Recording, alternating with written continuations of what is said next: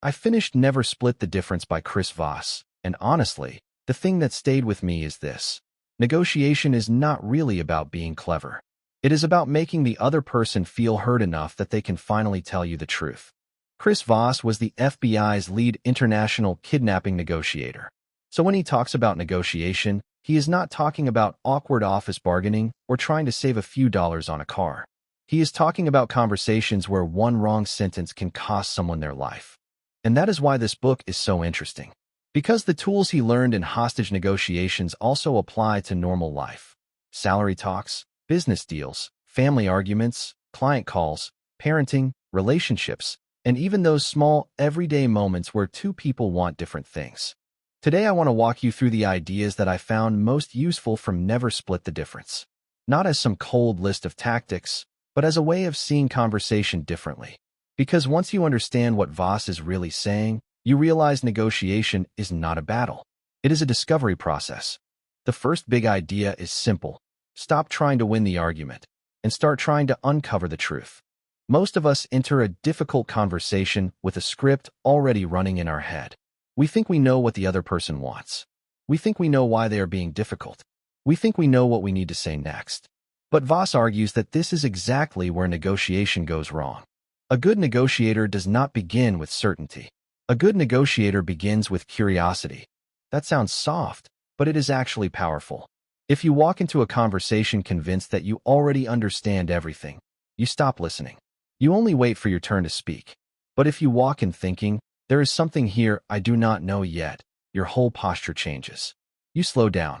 You ask better questions. You notice tone, hesitation, pressure, fear, pride, and hidden constraints. I found this very practical because in real life, many conversations fail before they even start. Not because people are evil, but because both sides are negotiating with the version of the other person they invented in their own head. Voss says the real goal at the beginning is not to make your case. It is to gather information. Treat the conversation like a discovery mission. The second idea is mirroring. This is one of the simplest techniques in the book and also one of the most useful. Mirroring means repeating the last few important words the other person said, usually with a curious tone. For example, if someone says, "I just do not think this price makes sense," you might calmly say, "The price does not make sense?" That is it. You are not arguing. You are not defending. You are inviting them to explain. The reason this works is that people want to feel understood. When you mirror them, they usually continue talking. And when they continue talking, they give you more information. This is especially useful because the most important information in a negotiation rarely comes out in the first sentence. People start with positions. I need this price. I cannot do that. This is impossible. I am not interested. But underneath those positions are reasons. Maybe they are worried about risk. Maybe they have a deadline. Maybe their boss is the real decision maker. Maybe they feel disrespected. Maybe they are testing you. Mirroring helps you get past the surface. The third idea is tone. Voss talks about using what he calls the late-night FM DJ voice. Calm, slow, downward, grounded. This might sound like a tiny detail, but it matters. In tense conversations, people are not only processing your words. They are processing your emotional state. If your voice sounds defensive, rushed, or aggressive, their body reacts before their mind has time to think. A calm voice tells the other person, "We are safe enough to think." I like this because it is not manipulative in the cheap sense. It is actually a discipline. You are choosing not to infect the conversation with your anxiety. You are choosing to become the calmest person in the room. And sometimes that alone changes everything. The fourth idea is tactical empathy. This is probably the heart of the book. Tactical empathy does not mean agreeing with the other person. It does not mean giving in. It means understanding what they feel and naming it clearly enough that they feel seen. Instead of saying, "You are wrong," you might say, "It sounds like you feel pressured to make this decision quickly." Instead of saying, "That is unreasonable," you might say, "It seems like you are worried this could create more work for your team." Instead of saying, "Why are you so upset?" you might say, "It sounds like you feel ignored." The phrase "sounds like" can be surprisingly powerful. When you label someone's emotion accurately, they often relax. They feel less alone inside the tension. And once the emotion is acknowledged, the conversation can move forward. This was one of the most useful parts of the book for me, because it applies far beyond formal negotiation. If someone is angry, often the worst thing you can do is immediately correct the facts. Facts matter, but if the person is emotionally flooded, they cannot hear you yet. First, they need to feel that you understand the emotion underneath the facts. The fifth idea is that yes is not the goal. This part is counterintuitive. Most of us think negotiation is about getting someone to say yes. But Voss says a forced yes is often meaningless. People say yes to end a conversation. They say yes to be polite. They say yes because they feel trapped. Then later, they disappear, delay, resist, or fail to follow through. What you really want is not yes. You want that's right. That's right means the other person feels you have summarized their world accurately. They are not just agreeing with your proposal. They are recognizing the truth of what you said. There is a big difference between you are right and that's right. You are right often means, please stop talking. That's right means you get it. To reach that moment, you need to listen, label, summarize, and reflect their perspective back to them. If they say that's right, you know you have built real understanding. The sixth idea is calibrated questions.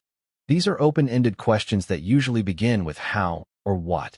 How am I supposed to do that? What would make this work for you? How would this affect the rest of your team?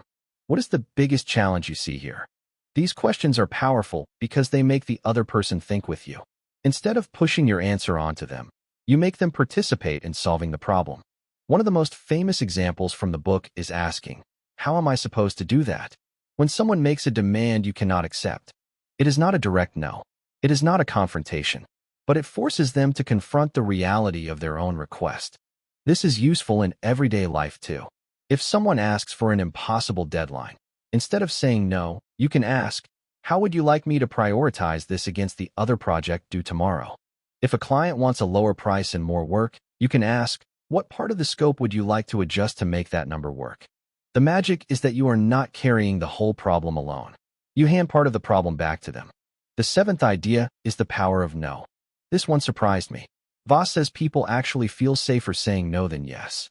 Yes can feel like commitment. No feels like protection. So instead of asking, do you agree with this plan? You might ask, would it be a bad idea to look at another option? Instead of asking, do you have a few minutes? You might ask, is now a bad time to talk? When someone says no, they feel in control. And once they feel in control, they may become more open. This is another example of the book's deeper message. Negotiation is not about overpowering people. It is about reducing their fear so they can think clearly. The eighth idea is why the title says never split the difference. At first, splitting the difference sounds fair. You want 10, I want 6, so we settle at 8. Done. But Voss argues that compromise can be dangerous when it gives both sides something that does not really work. If one person wants to wear black shoes and the other wants brown shoes, wearing one black shoe and one brown shoe is not a good solution. It is just an ugly compromise. The point is not that you should never make concessions. The point is that you should not confuse compromise with wisdom. Sometimes the better move is to understand what each side actually needs. Maybe the number is not the real issue. Maybe it is timing, risk, status, trust, workload, or fear. If you only split the visible demand, you may miss the hidden need. The ninth idea is black swans. In Voss's language, black swans are hidden pieces of information that can completely change the negotiation. They are the unknown unknowns.